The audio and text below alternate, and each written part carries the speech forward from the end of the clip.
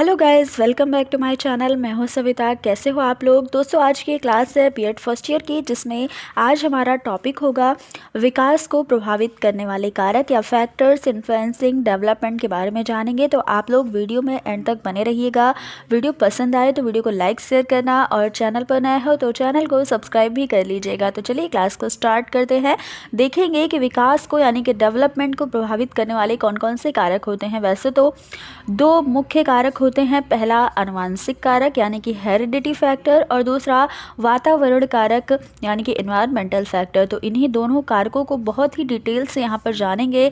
आप लोग वीडियो में एंड तक बने रहिएगा, आपका ये टॉपिक अच्छे से क्लियर हो जाएगा।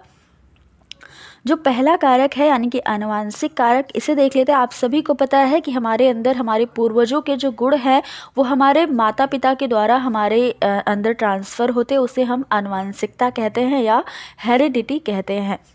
तो आनुवंशिक कारकों के अंतर्गत जन्म से प्राप्त शारीरिक संरचना यानी कि आकार प्रकार, हमारा शरीर का आकार कैसा होगा, हमारे शरीर का रंग कैसा होगा, जितनी भी शारीरिक संरचना होती है, और बुद्धि, ये सारी चीज़ें बालकों के विकास पर एक महत्वपूर्ण प्रभाव डालते हैं।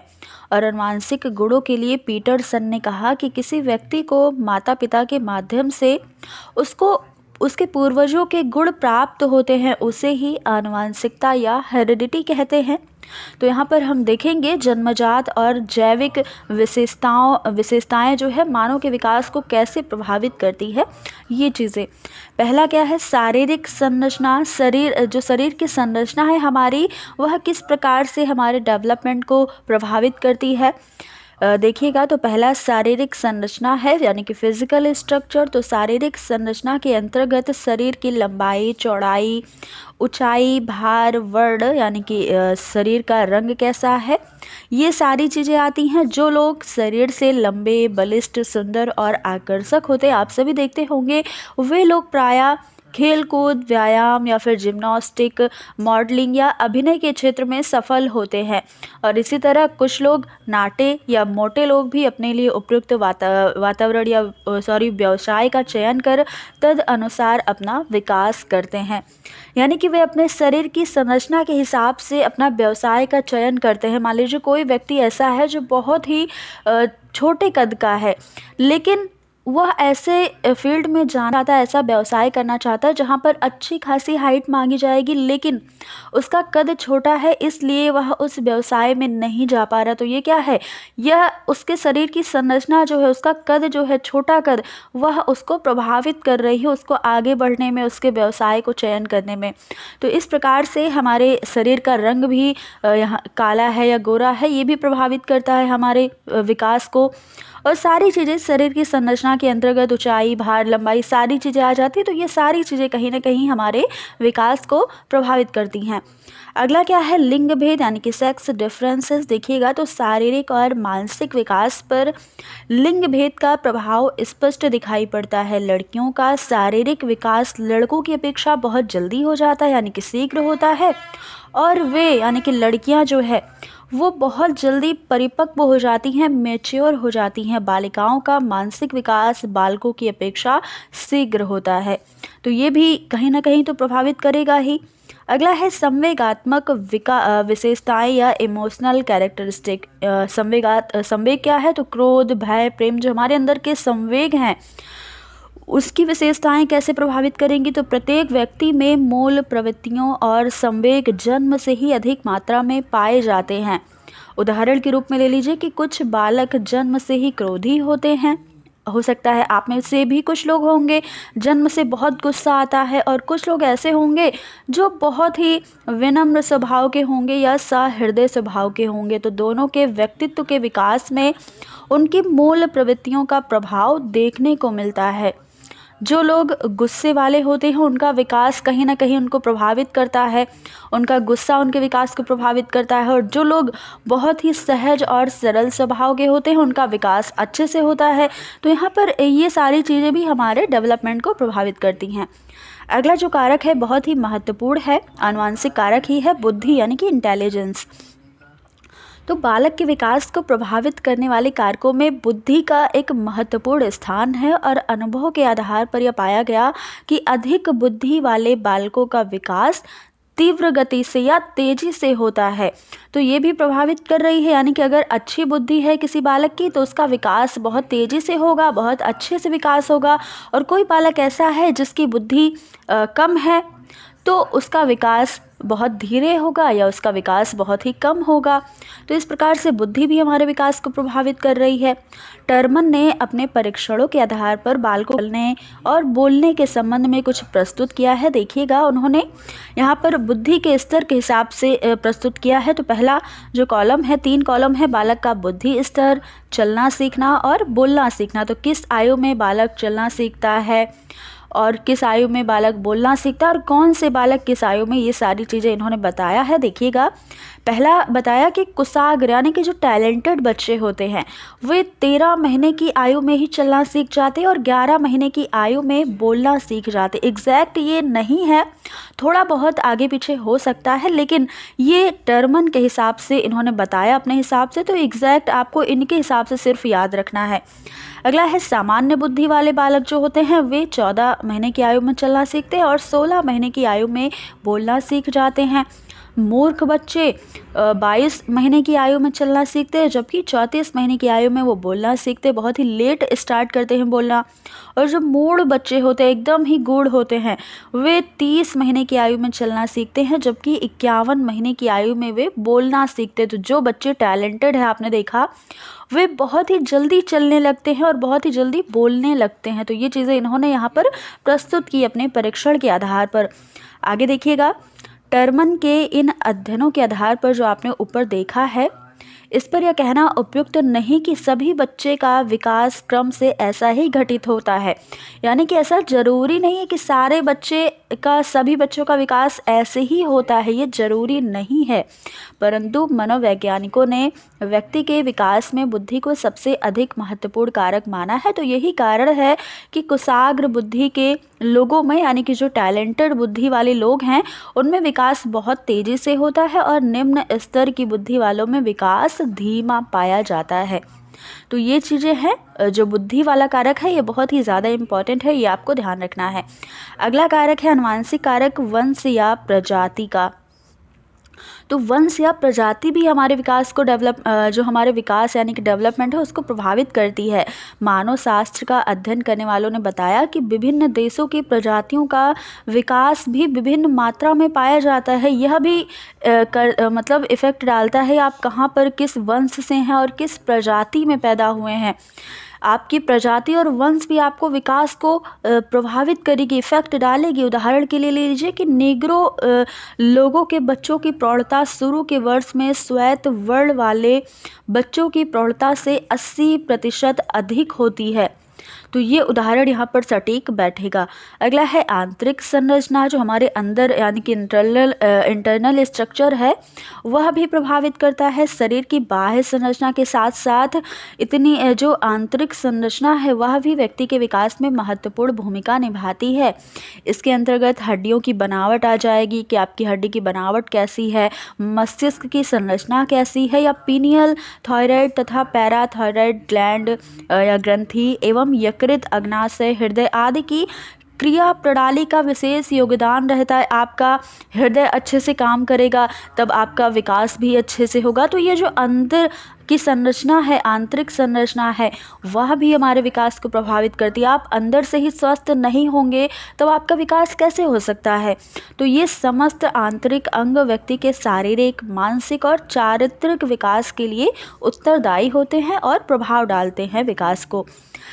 तो ये आपने देखा अभी तक जो आनुवंशिक कारक थे वे किस प्रकार से प्रभाव डालते थे विकास पर। अब अगला जो पॉइंट था, अगला जो कारक था वह है वातावरणीय कारक या एनवायरमेंटल फैक्टर। तो अब देखेंगे कि वातावरण के कौन कौन से कारक हैं जो विकास को प्रभावित करते हैं।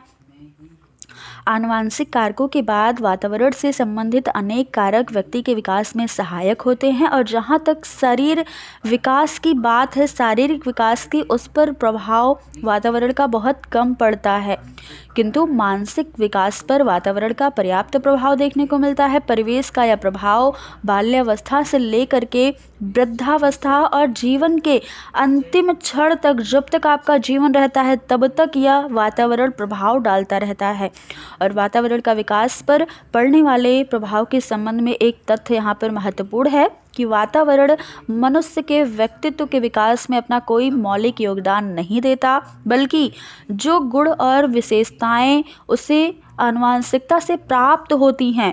मतलब ये कहना है कि वातावरण मनुष्य के व्यक्तित्व पर कोई विशेष योगदान नहीं देता है, जबकि जो आपके अंदर गुण है, जो आप गुण अपने माता पिता से आनुवंशिकता के रूप में आपको मिले हैं, उन्हीं गुणों का पूर्ण विकास करने में वातावरण सहायक होता है।